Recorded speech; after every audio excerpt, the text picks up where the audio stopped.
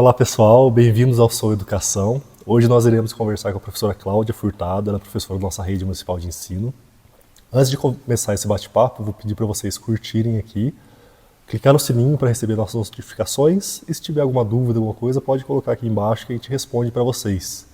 Cláudia, seja muito bem-vinda. Obrigada. Tem duas questões aí da rede de ensino que eu acho muito importante. Se a gente for pensar, nossos alunos começam com a gente lá com 4 meses de idade, então a gente acompanha essa parte de evolução deles, por exemplo, né? Começar a andar, começar a engatinhar. Depois lá quando eles começam lá na primeira etapa, segunda etapa, tem a questão de alfabetização, né? Que já começa alguma coisa, mas o foco é mais no ensino fundamental. Então que eu acho assim muito importante essa parte, que você vê uma evolução muito grande dos alunos. Não que o restante da evolução deles não seja importante, mas essa parte eu acho muito interessante, porque você vê um crescimento muito grande dos alunos. Quando os alunos estão começando a se alfabetizar, assim, existem algumas hipóteses que eles começam a fazer, né? Certo. Essas hipóteses, elas são sempre as mesmas para todos os alunos de acordo com a idade, ou tem alguma diferença, alguma coisa? Não, as salas que a gente recebe no começo do ano vêm com diferentes níveis. Então, inicialmente é feito uma avaliação diagnóstica para saber de onde eu vou partir com cada criança. E de acordo com essa avaliação diagnóstica, eu vou traçando metas para alfabetizar aquela criança. Então, eu recebo crianças, eu já recebi crianças alfabéticas no primeiro ano, né? Não é muito comum, mas acontece. As crianças normalmente estão pré-silábicas ou já silábicas com valor sonoro, só nas vogais ou nas consoantes. Então, se ela vai escrever boneca, ela pode colocar apenas uma letra, ou ela pode colocar só as vogais ou as consoantes. E de acordo com essa avaliação que a criança faz, né, eu faço individualmente, eu consigo traçar o perfil daquela criança, onde que eu tenho que trabalhar para poder atingir a alfabetização. Então, inicialmente, tem que focar em cada aluno, fazer um trabalho individual para que eu consiga depois atingir aquele que está, às vezes, um pouquinho mais para trás e para a gente conseguir tocar toda a sala no mesmo nível. A gente sabe que as salas aí são bem diversificadas, então tem aluno que já está um pouco mais, tem mais um pouco mais de evolução, outros não tem tanto. E como que você adapta, então, essas atividades para conseguir atender todo mundo, deixar a sala mais homogênea? Então, agora esse ano nós estamos usando esse material novo, um material muito rico, um material muito bom, né? E todos eles têm capacidade para estar usando, claro que alguns têm um pouco mais de dificuldade. Então esse eu vou passando de mesa em mesa, fazendo com eles, e alguns já conseguem, eu explico na frente, e eles já vão conseguindo localizar uma palavrinha, uma letra. E aqueles que não conseguem, eu vou passando pela sala de mesa em mesa e vou auxiliando de forma individual. É bastante trabalhoso, né? Mas é muito gratificante. É gratificante, né? Muito gratificante. Você falou da questão da sala, de você passando de mesa em mesa. Como que é um ambiente aí alfabetizador? O que precisa ter nesse ambiente aí para ele ser um ambiente alfabetizador? Então, no começo do ano eu gosto de fazer o crachá, inicialmente com letra bastão, que é a letra que eles conhecem. E eu gosto de ter o crachazinho na mesa deles. Atrás desse crachá tem o alfabeto, tem numerais, né? Só às vezes até 10, às vezes até 20, vai depender desse diagnóstico que eu fiz, né, inicial com eles, né, inicialmente. E eu gosto de ter também fixado na parede a lista com o nome deles, com a primeira letra já com destaque em outra cor, porque nós já vamos partir do nome, trabalhando as primeiras letras, que já segue a ordem alfabética. Eu gosto de ter cartazes na parede, dependendo do que a gente está trabalhando. Muitas vezes as produções deles são coladas, né, no mural da sala, porque eles gostam muito, eu acho isso muito importante. Então, de acordo com a sequência didática que a gente vai trabalhando, sempre tem uma atividade que você pode estar colando e eles ficam lá vendo. Então, eu acho que um ambiente alfabetizador tem que ser assim, né? E colocar ali um ambiente gostoso, alegre, com livros também para que eles possam manusear. Às vezes eles terminam antes, têm o direito de pegar um livrinho para já estar dando uma olhada. Ah, mas a criança ainda não lê. Lê as imagens, né? Então as crianças, mesmo as pequenas, é importante essa utilização dos livros porque eles já estão lendo as imagens e começam já a despertar, eles começam a ver as outras coisas, vendo letras. Olha, essa letra eu conheço, essa letra é do meu nome, essa letra é do nome da minha mãe, essa é a letra da professora, e assim começa esse processo mágico chamado alfabetização. Eu achei interessante essa fala sobre que eles não sabem ler e escrever, mas sabem a estrutura. Um exemplo Exato. disso é o filme da Central do Brasil, que a Fernanda Montenegro, Então, ela escrevia as cartas para as pessoas que não sabiam ler e escrever. Isso. Eles poderiam não saber ler e escrever. Ela era a escriba deles, mas eles Escriba. sabiam a estrutura que Exato. tinha, a escrita, o que precisava colocar, o que Exato. precisava colocar, como que falava, né? Então eles sabiam a estrutura, É. por mais que eles não sabiam ler e escrever, mas tinha uma noção aí da estrutura do contexto, né? Exatamente. Tem até um livrinho que eu gosto muito de ler para eles, que é o Menino que Aprendeu a Ver.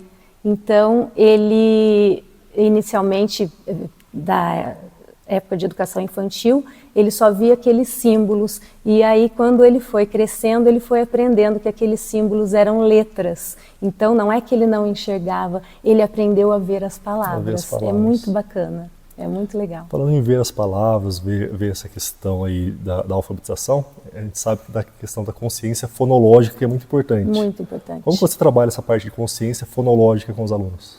Então, eu tenho um material, né, na verdade é um CD, hoje a gente quase já nem usa mais, e a gente tem, eles começam com uma musiquinha, e aí vamos ver se você adivinha que letra é, e aí vai fazendo o som, B, B, B, que letra é? E dá um tempinho para eles tentarem identificar.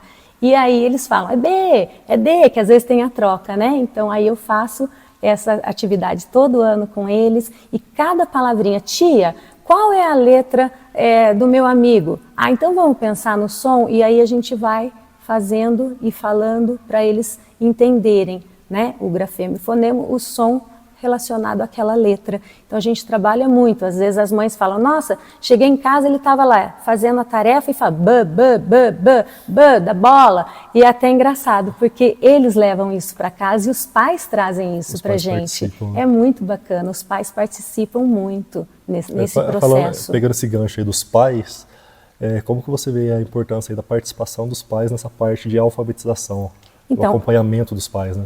A participação dos pais é crucial nesse momento. Todos os pais, né, têm que estar ajudando, é um momento muito importante. Então eu tento conversar logo no começo, nas reuniões iniciais, eu falo para eles que a gente tem que fazer uma parceria. Eu procuro sempre fazer uma parceria com os pais, porque nós formamos uma equipe, família e escola. Então eu tenho que trazer esses pais para dentro da escola para que eles ajudem, né? Então nós conversamos bastante inicialmente, nas reuniões, e eu peço sempre ajuda, porque é muito importante. Aquela criança está lá, aí eles vêm às vezes e perguntam, professor, eu posso corrigir, né, se escrever uma letrinha errada? Eu sempre estou fazendo esse trabalho de orientação com os pais também, porque o papel da família, né, seja o pai, a mãe, algumas crianças que moram com os avós, é muito importante. Então eu gosto bastante de estar sempre trabalhando com a família também. Eu sempre faço uma parceria com eles. Até você falou na parte de corrigir. Como que é essa parte de correção para os alunos aí que estão sendo alfabetizados, por exemplo? Ele escreveu uma letra errada. A gente não pode chegar de uma vez e falar, não, está errado. Qual é a abordagem que tem que ser feita? Então, aí aqueles que já estão começando a ler, né? Os que ainda não, a gente vai b, d, d, vamos escrever dado, ó, d, d, e aí eles vão percebendo. Aquele que falou uma letra que ainda não é E, tia. Não, mas vamos prestar atenção, ó, no som. Vamos falar, ó. E aí eu peço para que eles pronunciem a letra para perceber o som. E assim eu vou fazendo letras, consoantes com vogais, e vou juntando as sílabas. E aí se eu juntar o D com A, tia, alguns sempre tem aquele que já fala na frente, né? Sempre tem aquele que ajuda. Então a gente às vezes faz aquela dupla, né, de um que já está um pouquinho mais avançado para puxar aquele outro, grupos. Então tudo isso é muito importante e a gente vai trabalhando dessa forma. A questão do seu trabalho, quais materiais aí você acha essencial? Então, nós temos as apostilas, né? Então, os paradidáticos também, que são os livrinhos que a gente vai utilizando ali no decorrer do ano, jogos nessa fase, a parte lúdica, cantigas de roda, que a gente vai lá fora e brinca, alguns jogos que são muito importantes, né? Aquele jogos da caixa do pacto que nós temos, né, na sala de aula, são muito importantes. Outros jogos também que a gente traz para a sala de aula, né, o professor sempre tem aquele leque de coisas em casa, né, uns que eram dos filhos, que a gente acaba levando para a escola, outros que a gente vai adquirindo, né, no decorrer da nossa profissão, a gente vai comprando bastante material. Então, jogos, livros, revista em quadrinhos, tudo que a gente puder juntar, a gente vai juntando e vai levando. Você falou também dessa parte lúdica aí, do brincar. Qual é a importância disso também para a alfabetização? Para eles é tudo, porque eles acham inicialmente que a gente vai brincar. E quando eles percebem que naquela brincadeira eles aprenderam alguma coisa, né, o que também é bastante importante, a gente está explicando isso para os pais, que às vezes, hoje eu brinquei, né? Então não é só aquela brincadeira. Esses dias eu comecei fazendo cantigas de roda na unidade 1 do nosso material e nós fomos no pátio e fizemos uma brincadeira, né, do Ciranda Cirandinha. E aí eles adoraram, eu envolvi uma funcionária da escola também nesse momento e nós estávamos trabalhando os nomes dos colegas. E essa funcionária, na verdade, né, não era professora, ela tinha a mesma letra de uma coleguinha da sala. Então ela tinha que falar o nome dela e falar um versinho bem bonito. E quando eles voltaram, tia, mas essa letra não é a letra da Rafaela? É a letra da Rafaela, a tia Rosa tem a letra da Rafaela. E aí eles começaram a perceber que a minha letra é a letra de outras crianças da sala, do Christopher, da Cristal, da Casey. Então foi muito bacana. Então é importante essa parte lúdica para eles, né? Mesmo porque ainda são muito pequenos, né? Faz parte da infância deles ainda. Eles aprendem brincando. Aprendem brincando, exatamente. Agora no Estado, esse ano foi lançado aí programa federal e um programa estadual de alfabetização, né? A meta do Estado, que até 2026, a gente tem menos de 2 anos, 90% das crianças estejam alfabetizadas, sabendo ler e escrever. O que você acha dessa meta? Se a gente for pensar aqui no município, eu acho que a gente está em 65%, algo nesse sentido. Nós temos um trabalho grande, né, pela frente, mas eu acredito que nós temos bons profissionais e com o empenho de todo mundo nós vamos chegar lá, ou pelo menos bem próximo. Porque todo mundo é dedicado no que faz. Eu acredito muito na nossa rede municipal de ensino e tivemos essa quebra aí na pandemia, mas antes da pandemia eu quero ressaltar, né, eu estou nos 2 segmentos, né, tanto de escola particular quanto da rede pública, e nós antes da pandemia estávamos bem alinhadinhos. Tivemos esse problema e já começamos a resgatar assim que as aulas retornaram, e eu acredito que com o empenho de todos somos, né, capazes, nós vamos chegar lá. O trabalho a nível de rede, né? Porque começa desde a educação infantil. Desde a educação infantil, que é um trabalho importantíssimo. As meninas da educação infantil fazem um trabalho belíssimo e cada vez está todo mundo se empenhando em melhorar mais. Então, nós trabalhamos eu costumo dizer que nós trabalhamos com o bem mais precioso de cada família, que é aquela criança. Então, todos nós vamos nos dedicar para conseguir chegar nessa meta ou bem próximo. Então, com certeza. Né? Cláudia, me fala um pouquinho da sua trajetória. Por que você escolheu educação? Por que você está há tantos anos aí nessa parte de alfabetização? Então. Eu lembro que eu já trabalhei com você. Pois na escola. Quando você era contratada ainda na escola, você trabalhou lá no Taquaral, né? No Taquaral, no Matadouro. Que é a escola Valdemar Koch. Ano passado também eu fui na sua sala, teve um aluno que você pegou que ele leu pra gente, né? Exatamente. Encantado aí pra ver, ele pegava, lia palavra por palavra, e eu vi também a ainda felicidade com o dedinho, né? Com o dedinho, a felicidade dele de conseguir estar lendo, né? Então, como foi essa trajetória? Por que você escolheu educação? Por que você escolheu aí focar na parte de alfabetização?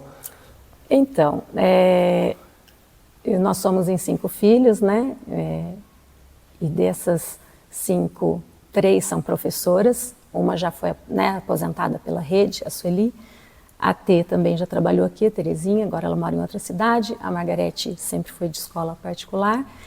E foi indo, eu comecei a fazer o magistério. Minha mãe, não, faz o magistério. E logo em seguida eu entrei para trabalhar como auxiliar numa escola particular, onde eu estou até hoje. E eu confesso que no começo a gente fica um pouco sem saber muito, né, como lidar com algumas situações. E eu fui me apaixonando por aquilo. Né? Então, depois eu me tornei professora, sou professora há 28 anos, comecei na escola particular, depois eu trabalhei também algum tempo no EJA, contratada, fiz um processo aí seletivo, trabalhei no Matadouro também, um ano, foi um ano muito gratificante, de crescimento pessoal, e depois eu fiz o concurso e me efetivei, sendo volante. Fiquei 3 anos na escola Valdemar Koch, que era no Taquaral, né?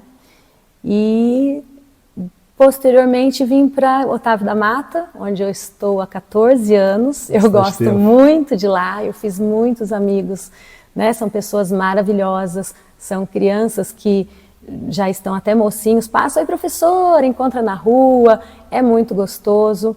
E às vezes eu recebo convite de casamento, professora, vou casar, professora, nasceu meu filho, professora. Então é uma coisa assim muito gratificante e eu fui seguindo por esse caminho. Eu sempre tive nos anos iniciais, né? Quando eu fui para a escola rural eu fiquei com os anos finais, que eu também gosto, mas os pequenininhos... É a sua paixão. Né? Ver aquele, quando começa ali, bola, boneca, ai, todo ano é um chororô, porque a gente se emociona, porque você sabe que você está fazendo parte da vida daquela criança, você vai fazer parte para a vida toda. E a questão da né? leitura escrita é uma questão social muito importante. Exatamente, né? E marca muito as crianças. Eu tenho um aluno que está mocinho, já ele está no 9º ano, e ele fala, você que me ensinou a traçar o número 8 direito, porque ele fazia 2 bolinhas, né? E eu fui ensinando da maneira correta. Então, eles guardam. A professora do 1º ano, né? Não que as outras também não deixem histórias, porque deixam, mas é aquela professora que ensinou a ler. Né? Então, para eles é muito importante. E é engraçado isso, que eu lembro até hoje da minha professora. Então, eu também. Várias professoras passaram pela gente. Algumas, com certeza, eu esqueci, mas a de 1º ano eu lembro. Fica, não adianta. A professora do 1º ano fica. Né? E no começo eles ficam... eles mudam de escola porque eles vêm da educação infantil, que é outra unidade, né? Então eles chegam um pouquinho assustados, né? Um pouquinho com medo. Porque muda a estrutura. Porque muda a estrutura. Aquela professora, nós fazemos a transição, que é uma coisa maravilhosa que a rede implantou. Então eles já me conhecem, né? Já viram. Esse ano chegou uma criança lá, eu falei, mas cadê aquele cabelo comprido lindo? Porque eu já tinha conhecido o ano passado. Ai, tia, minha mãe cortou. Então eu já vou procurando, né, quebrar aquele gelo com eles, trazer, acolher aquelas crianças, e elas são muito amorosas. Então a gente chega na escola, as crianças do 5º ano vêm abraçam, as do 4º ano, as do 2º, as do 1º ficam meio assim, né, mas é a minha professora. E depois eles veem que todos passam na porta, tia, tia. Então eles vão criando um vínculo muito gostoso com a gente.